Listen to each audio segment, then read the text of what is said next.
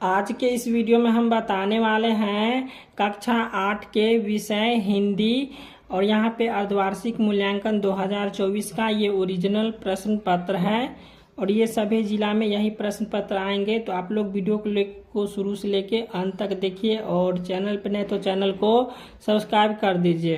तो यहाँ पे आपको मिलेगा समय 2 घंटे का और पूर्णांक आपको मिलेगा 50 अंक। ठीक है, कुल 50 अंक का परीक्षा होगा। तो यहाँ पे आपको पता होगा कि यहाँ पे क्या लिखना है। चलिए हम फिर भी बता देते हैं। यहाँ पे लिखना है छात्र का नाम, यहाँ पे है आपको अपना नाम लिखना है, यहाँ पे वर्ग क्रमांक लिखना है और यहाँ पे विद्यालय का नाम लिखना है, यहाँ पे प्रखंड का नाम लिखना है। उसके बाद यहाँ पे संकुल का नाम लिखना है और यहाँ पे जिला का नाम लिखना है। ठीक है, इस तीनों में आपको कुछ नहीं करना है। तो यहाँ पे अब हम प्रश्न को बतला देते हैं। यहाँ पे 1 नंबर प्रश्न दिया हुआ है, निम्नलिखित में सही के सामने सही का चिन्ह तथा गलत कथन के सामने गलत का चिन्ह लगाइए। तो यहाँ पे 1 का क में दिया हुआ है कि हामिद के माता पिता जीवित थे, तो यहाँ पे हो जाएगा गलत। और ख में दिया हुआ है काम करने की जगह बात बनानी चाहिए, तो ये भी हो जाएगा गलत। उसके बाद ग में है बाल गोविंद भगत विधवा विवाह के समर्थक थे, इसमें आप खुद कर लीजिएगा। और घ में है बिहारी श्रृंगार रस के कवि थे, तो यहाँ पे सही हो जाएगा। और अंग में है सामान्यतया झरना केवल पहाड़ी इलाकों में पाया जाता है, तो इसमें सही हो जाएगा।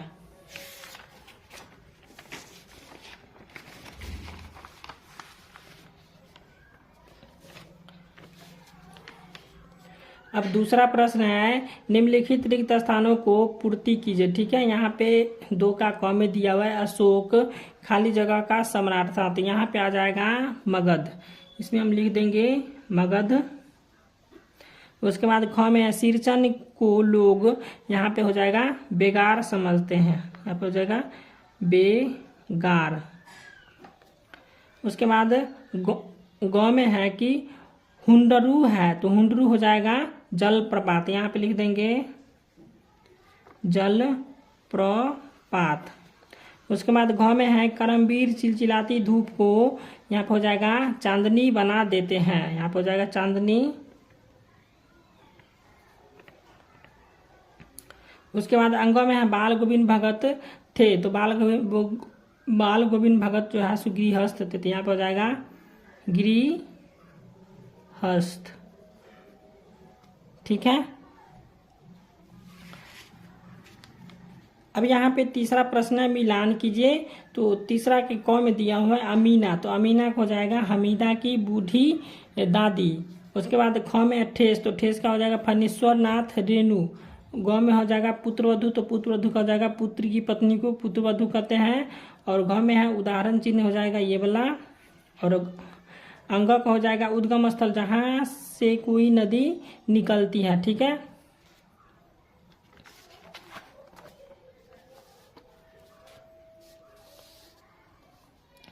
चौथा प्रश्न है निम्नलिखित प्रश्नों में से किन्हीं 2 प्रश्नों का उत्तर दीजिए। तो यहाँ पे 4 का क में दिया है कलिंग युद्ध के बाद अशोक ने कौन सा धर्म स्वीकार कर लिया था, तो यहाँ पे हो जाएगा कलिंग युद्ध में हुई क्षति तथा नरसंहार से उनका मन युद्ध से उब गया और वह अपने कृत्य को लेकर व्यथित हो उठे। इसी शोक से उबरने के लिए वह जो है सो बुद्ध के उपदेशों को करीब आते गए और अंत में उन्होंने बौद्ध धर्म स्वीकार कर लिया।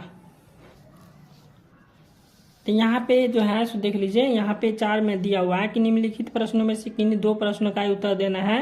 तो यहाँ पे हम 3 प्रश्न बना लिए। ठीक है, आपको इसमें से तीनों में से किसी 2 प्रश्न का उत्तर दे दीजिएगा। तो यहाँ पे ख नंबर में सिरचन क्या क्या बनाता था, तो यहाँ पे हम लिखे हैं प्रस्तुत कहानी में सिरचन नामक एक ग्रामीण कलाकार का वर्णन किया गया है।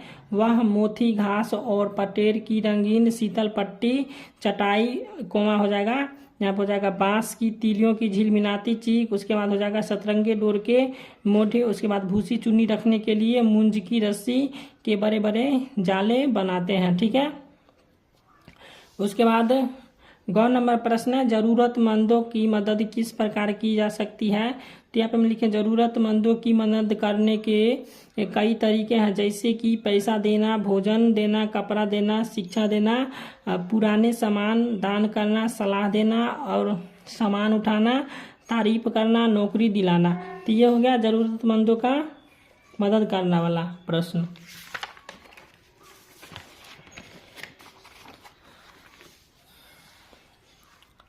प्रश्न संख्या 5 है, निम्नलिखित प्रश्नों में से किसी एक प्रश्न का उत्तर दीजिए। तो यहाँ पे क में दिया हुआ है ईद के दिन हम लोग क्या करते हैं, और अथवा में दिया हुआ है कि दीपावली के दिन हम लोग क्या क्या करते हैं। तो इस दोनों में से किसी एक प्रश्न का उत्तर देना है। तो यहाँ पे हम इस प्रश्न का उत्तर दिए हैं, दीपावली के दिन हम लोग क्या क्या करते हैं। तो इसको पढ़ लीजिए। यहाँ पे हम लिखे हैं, दिवाली के दिन लोग कई तरह के चीजें करते हैं। जैसे एक में लिखे हैं दीपक जलाना। दिवाली के दिन घर के अंदर और बाहर हर जगह दीपक जलाए जाते हैं। उसके बाद दूसरा में लिखे हैं माँ लक्ष्मी और भगवान गणेश की पूजा करना। उसके बाद 3 में है रंगोली बनाना। तो यहाँ पर हो जाएगा दिवाली के दिन घरों को रंगोली से सजाया जाता है। और चौथा में लिखे हैं आतिशबाजी करना, यानी दिवाली के दिन आतिशबाजी की जाती है और आतिशबाजी को खुशियों के दिखाने का एक माध्यम माना जाता है। 5 में दिया हुआ है पूजा पाठ के लिए चीजें खरीदना। उसके बाद 6 में है मोर पंख लाना। तो यहाँ पे आपका कक्षा 8 का प्रश्न समाप्त हो चुका है। वीडियो अच्छा लगा तो वीडियो को लाइक और चैनल को सब्सक्राइब कर दीजिएगा।